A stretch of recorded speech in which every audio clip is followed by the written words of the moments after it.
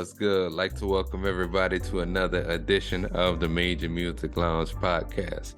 Today, we're actually going to be joined by Catrice Roots, who is also another music producer, podcaster. She's a content creator as well. Checked out some of her content on YouTube, and I really like what I saw. Decided a couple of weeks ago to reach out to her and set up an interview here on the podcast so we can discuss some of the projects that she's working on currently and more. So stay tuned for that. Real quick, if this is your first time here, I'd like to talk to different creators, kind of like we're going to do today, whether you're a music producer, also artists, even other fellow podcasters. That's what the Major Music Lounge is all about. Kind of started out as a music production podcast, but since then started to branch out into other avenues of music. So without much further ado, let's go ahead and get into the interview. I'd like to welcome everybody to another edition of the Major Music Lounge podcast. Also joined by fellow creative, Catrice Roots. What's Hey, good? How are everybody. you this afternoon? I'm doing good. How about yourself? Doing pretty good as well.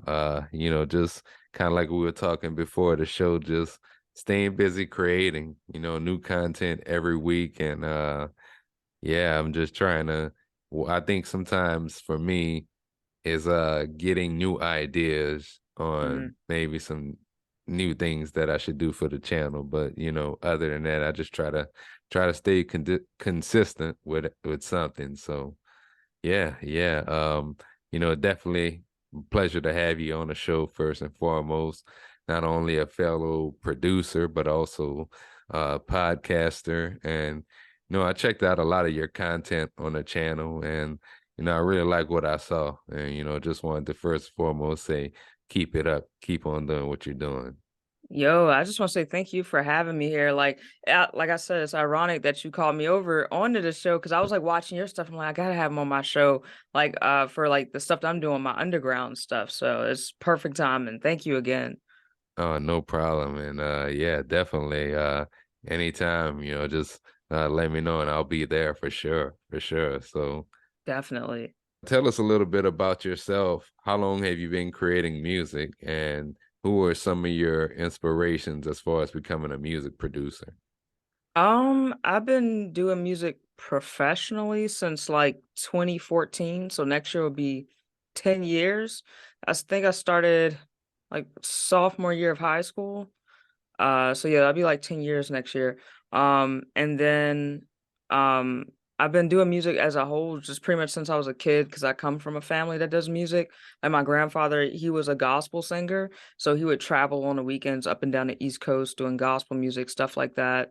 And my dad, he's a Christian hip hop artist, and now he doesn't really do hip hop, but he does more of like poetry. So just growing up, seeing him go to the studio and stuff like that, you're just always around it and stuff. So, and like I said, I've had, instruments just around the house, like my grandfather's guitar, playing with that as a kid. Dad got me like a keyboard when I was like 7 years old. So I've been playing keyboard for a long time. So yeah, I've been doing music pretty much my whole life, honestly. Yeah. I think we have that in common as well.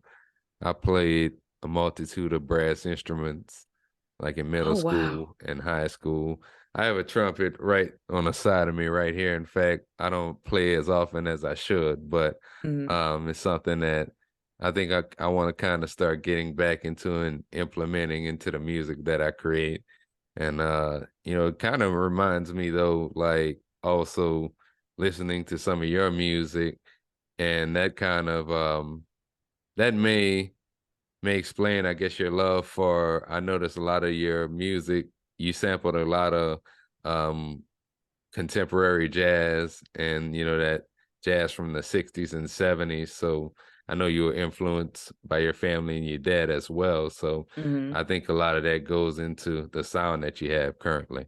Oh, I was about to say, like my dad, he's definitely one of my influences. Like when it comes to like picking obscure samples. Because when he was working on his project, The Narrow Path, I released in 2006.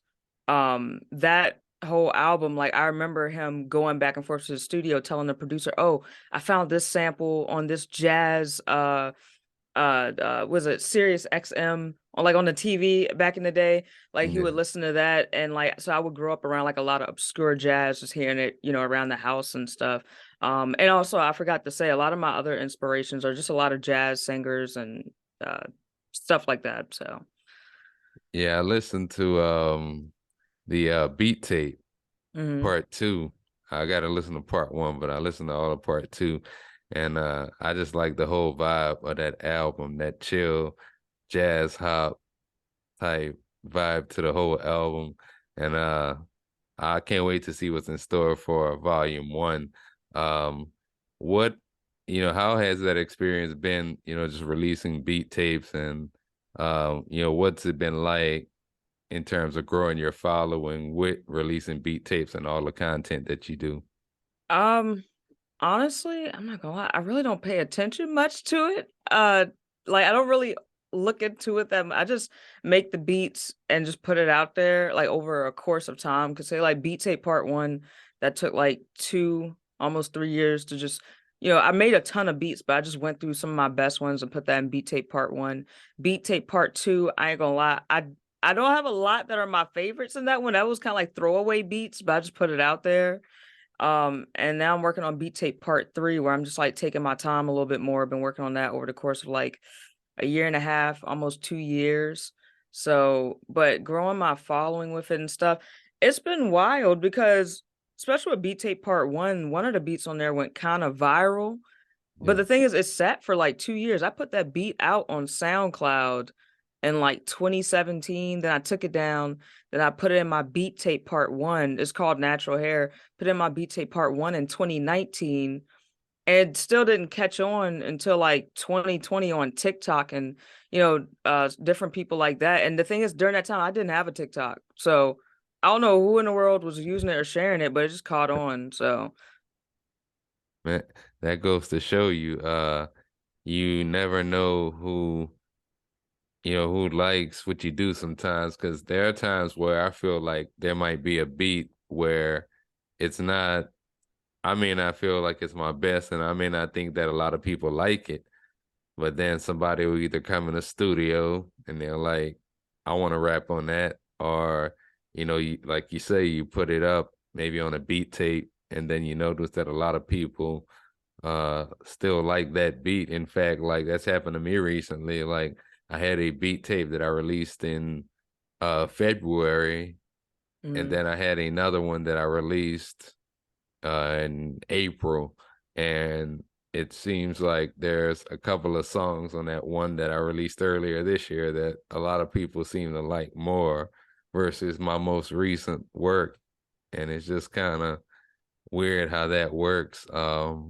But yeah, that's why I always say as well. You just gotta sometimes take a chance and put out your work, even just mm-hmm. a little bit of your work, because you never know what other opportunities, not only, necessarily growing a following, but could be opportunities in sync and licensing or, whatever that may be. So one of the other things that I kind of liked just looking at your channel, I also watched the interview with artist Paul Daniels. Yeah. Uh, but just I watched a couple of videos, and the overall like presentation, how you have like the production value, everything from the transition, the text that you use, even like some of the brief clips that you transition to in and out of your podcast, for example. Mm-hmm. Do you do a lot of your editing yourself, or do you kind of like have a team that? Oh no, I do all my editing myself. I actually work at a news station. I'm a video editor there, so Okay. I that's what I do. I'm just mostly just a video editor. So love doing it. YouTube taught me everything. If you're looking at anybody who's looking at this want to know about video editing, just look at YouTube tutorials. It'll teach you everything you need to know. Yeah, what do you use to do your editing? I use Premiere, Adobe Premiere Pro. That's it. Just that. Okay, okay, yeah. Hmm.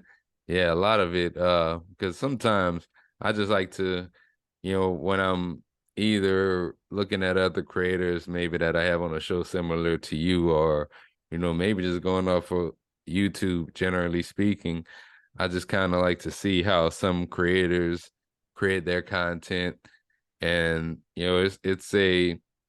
it's hard, generally speaking, to come out with content on a consistent basis, but it's even harder, once you kind of start to understand the editing side of it, and how you should do certain things when producing your videos.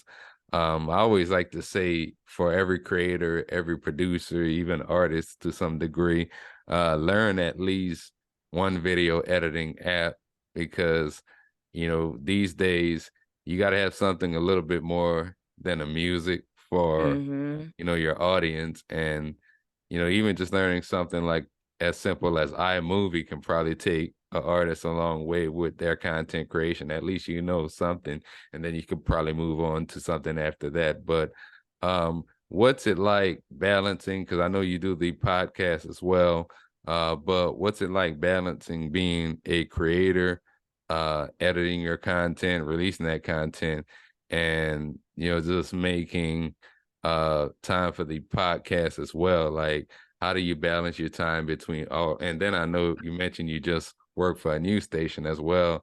I Yeah. as well work 40 hours myself, and I catch myself a lot of times while I'm at work on breaks editing content and Mm-hmm. releasing it later. So what's that like? Oh my God. It's hard. I'm still trying to navigate through it even after all these years, like even being in college and having to balance content creating and working a part-time job and also doing content for other people, filming music videos for a bunch of people, stuff like that. Even that was hard. And now it's like I'm in my career field and stuff and trying to balance everything. I'm still trying to navigate stuff, but I've just learned I don't set a due date on when Imma have something out. Like, even recently as, a week or so ago, I had said, "Oh, June 1st, Imma release this, and June 10th, Imma release another Who Are We episode." The Who Are We episode, I felt like I was rushing it, and I was like, "I can't do that." So I was like, "Imma go back to the drawing board and just take my time on it," you know? But, that's all you can do. You just gotta take your time and just don't set due dates for yourself. Just do it when you're in that creative energy to do it and just take your time with it. Yeah, I could definitely relate to that, with Mhm. something as similar as like the podcast, for example. I remember where there was a time where I would stress out about having a interview every week lined up. And Mhm. after a while, I kind of stepped back and said, maybe some weeks, which, like yourself, for example, I noticed sometimes you even do solo podcast episodes. So I kind of Mhm. started learning how to do more of those, for one. And then for two, um, sometimes it's just cool to take a break and not force anything as well. There must be Mhm. a balance between the two. So sometimes I may take that time and I might put it into making more beat making videos, or recording a song, or whatever I can create with that extra time. And it works out either way. And when the interviews come, they'll come. But um I just learned how to use that time for something else. So that's that way I don't really stress myself behind, oh, I gotta have an interview every week. So, Yeah, that can be rough, just, like, really stressing yourself out over content creating. Because 'cause I've been through that several times. That's why, like, I've had an Instagram page, now delete it, take it down. Make a new one, delete it, take it down. Because it's like, you're always constantly changing your mind and growing creatively, and you're stressing yourself out for no reason, you mm, know? And that's why I'm just like, I just, like, try to take my time with it, and I'm actually kinda doing more what you're doing now. I'm trying to do more podcasts, first of all, live and like with somebody, because it just creates more of a conversation. Because I started off doing it by myself, but I'm like, it takes up way too much time trying to edit it later on and all that. So I found a website called StreamYard that I use, like, okay. and you just go live on multiple platforms and just it uploads it for you, so you don't even have to worry about doing no editing or anything afterwards. So. How's that StreamYard? Because I've heard about that in the Mhm. past when I was exploring doing a podcast at that point in time. They didn't, I need to check back, but at that point in time they didn't use the Mac computers that had the Apple Silicon chips like the M1 or M2. So I wasn't able to use StreamYard at that time. But how's that experience been for you?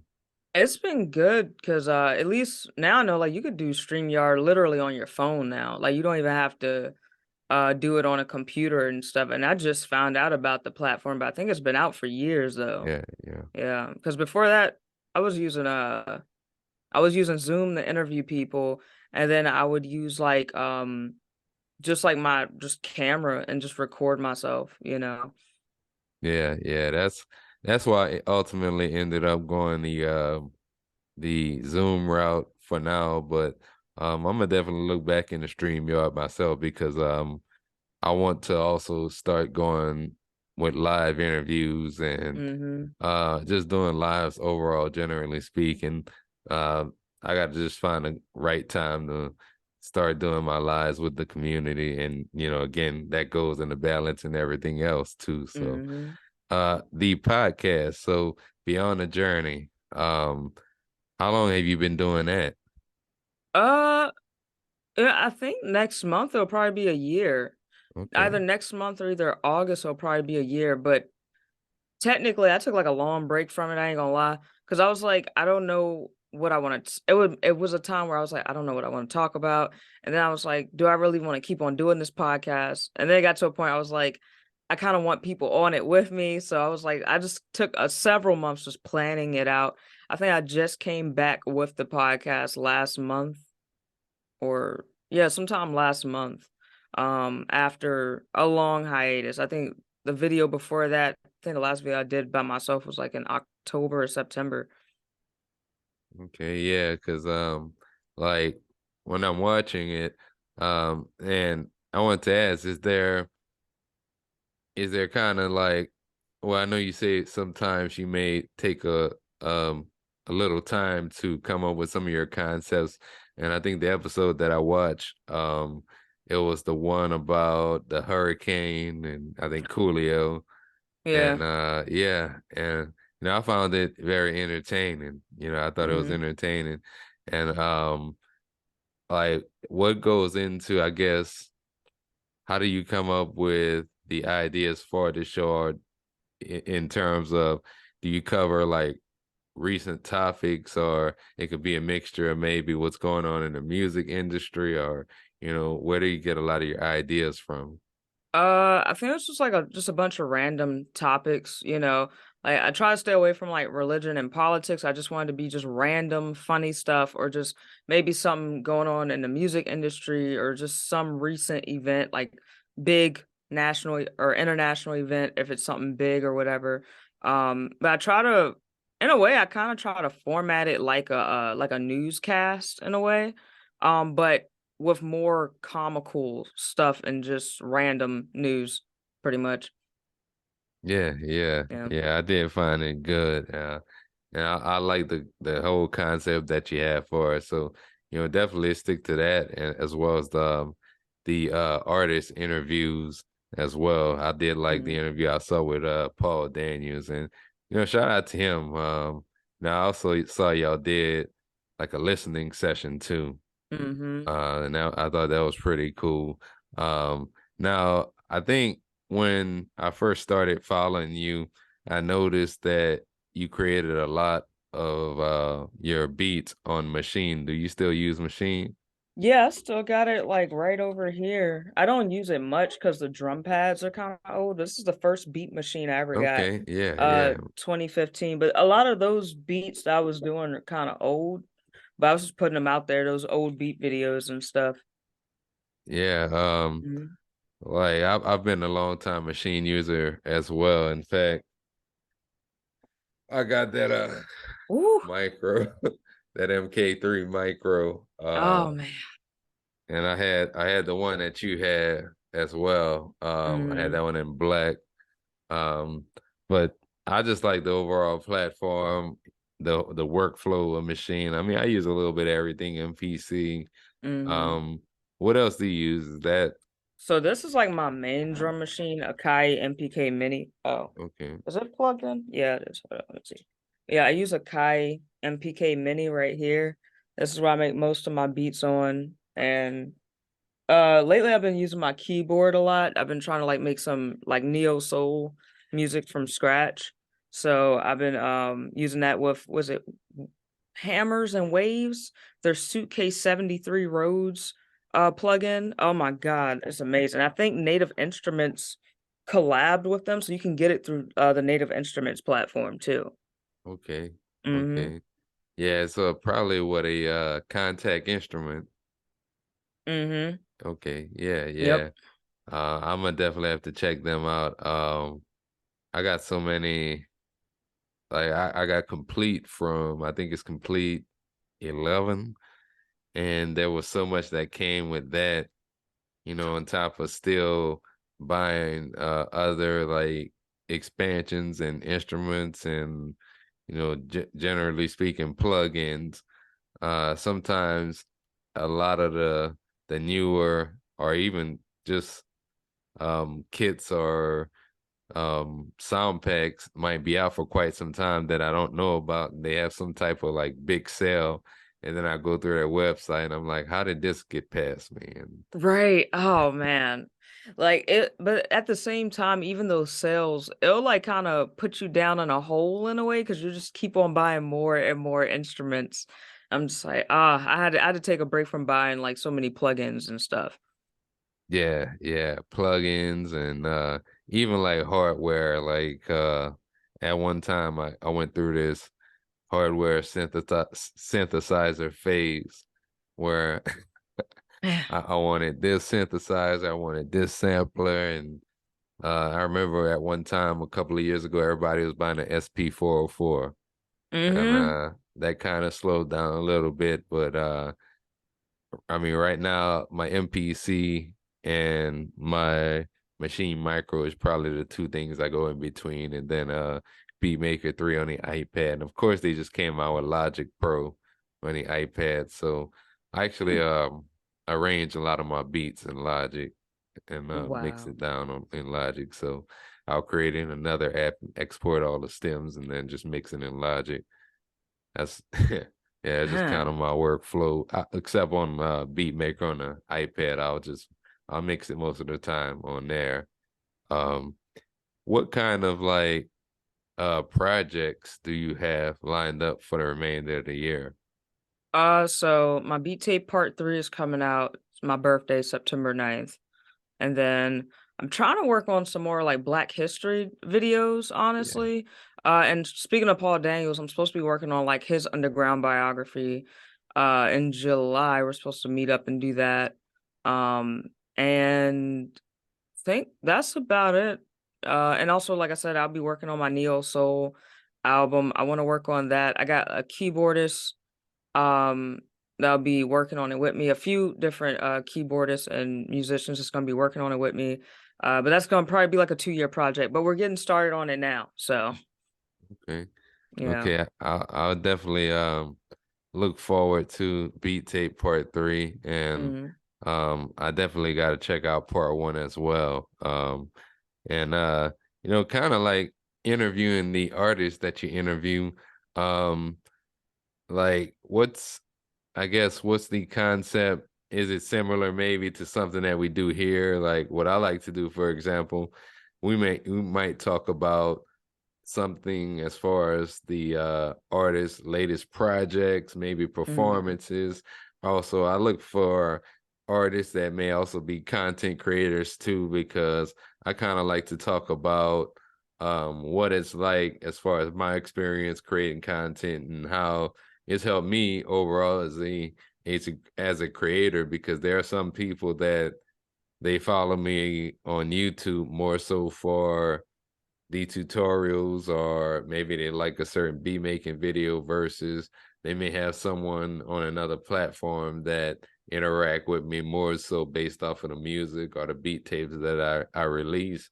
And that has helped me also get other guests on the show that we kind of talk about creating content together and that experience. What do you look for as far as some of the creators that you've interviewed in the past? Well, I'll say this, like now. especially with the Beyond the Journey podcast and also the underground new thing that I'm doing with underground artists and producers. I'm looking for people that I kind of have some type of camaraderie with and that I actually genuinely listen to their music. Like I used to interview because I used to have a podcast before the Beyond the Journey on my main channel, and I stopped doing it because I it got to a point where I felt like I was like reviewing artists' music that I don't really listen to, or I'm not really vibing with, or interviewing artists where I'm like, it just felt awkward. The chemistry felt awkward because you haven't had much previous conversations with them and stuff like that. So Yeah. I just mostly look for like uh people mostly that like the daydreamers, I know them. Like Titus, I went to college with him. Paul, I know him. I went to college with him. So it's like me and him, we were friends. And even Paul, he was on my first podcast. So I'm mostly looking for artists that I really vibe to their music. We talk from time to time. So it's like by the time I interview them, I already know a little bit of backstory on them and stuff like that. And it just feels like a regular conversation pretty much. I don't want it to feel like an interview. I want it to feel like we just chilling, we just talking, because those are like the best interviews when you're just talking pretty much. Yeah, and Mhm. that's that's definitely real because like, one of the things I always do is similarly if there's somebody I may like their beat videos that they put out on Instagram or I may find them just coming across YouTube and become a fan of Mhm. some of their work. So once I find one piece of content, then I kind of start to dig to the next and then to the next after that. And I'll become a fan of what they do just based off of that. And it makes it Mhm. a little bit easier for me to have them on the podcast at that point because I kind of learn a little bit about them that way. But then on the flip side of things, kind of also with what you said is there have been a number of other friends that I've had on the podcast who, I've been knowing for years, and it feels more like a conversation that we're having rather than an interview. And um it's more like it just comes across a lot naturally, I guess, in a lot of cases because there are some times where, maybe if it's somebody you don't know quite as well, you got to kind of dig for those questions. And an interview doesn't really, Mhm. sometimes come off as smooth as it should be. So I think sometimes knowing a little bit more about who you're having on your podcast will make all the difference. Right. Like say like the perfect people I can think of YouTube that does that is like comedy hype news, like Pierre. Like I noticed with him, he like everybody that he interviews, he knows them. So it's just a regular conversation. Same thing, trying to think of who else. Because I watch a lot of podcasters. Same thing with Joey Diaz, his podcast. Like his podcast, it's like everybody that he interviews, he knows them in the comedy world and stuff. And I'm like, that's how I kind of want my podcast to be, where it's like I know these people. Double Toasted, that's one of my favorite podcasts. They're like a movie review podcast. Everybody's just a group of friends. They just all just be talking. Sometimes they have guests on there and they know everybody. So it just Yeah. always feels natural.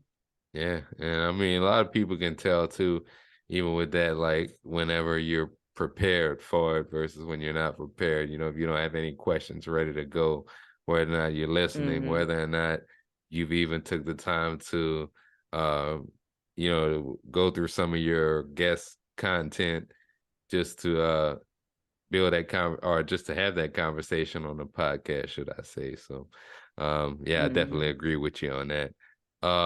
Where can our listeners find your content at online? You can go to my Instagram and click the link in that bio. That should take you to everything. Or you can just look me up honestly on all music platforms, including Bandcamp as well. As a matter of fact, Beat Tape Part 2 has some beats that aren't on other platforms due to copyright mostly, but it's on Bandcamp. So some extra tracks on Beat Tape Part 2 on Bandcamp. But just look up my name, Catrice Roots or Catrice Roots Productions on YouTube, Apple Music, Tidal, Spotify, pretty much everywhere. So Okay. And Catrice Roots on Instagram as mhm. well. go ahead and Oh give yeah. her a follow, definitely. And are you on any other platforms? Not really. I think I deleted my TikTok. What else? I got a Facebook, but that's mostly for like personal use, like just following family and stuff. But pretty much Instagram is like the main platform you can follow me on, or YouTube. Just follow me on, like, definitely, because that's what I'm mostly active on is YouTube. So subscribe to me on all three of my YouTube channels. So Yeah, yeah, I did. I subscribed mm, today. Great content, and definitely keep up the great work. And like I was saying earlier, anytime you want to have me on a podcast, feel free to reach out and we'll make it happen. definitely, definitely. I don't know if I want to do like an underground biography on you or if I want to do the podcast. We're gonna do one or the other though, or we may just do both. I don't know. Still gotta figure it out. No doubt, no doubt. Um, just wanted to let all the listeners know as well. You can follow me on Instagram at d._major music, and you can hear new episodes of the Major Music Lounge podcast on all podcast streaming platforms. Definitely a pleasure to have Catrice Roots on the podcast to talk about some of the work she's been doing, not only as a producer, but also as a content creator. So it was really good to have a conversation about some of your work. And as I said before, keep up the great work. Major Music.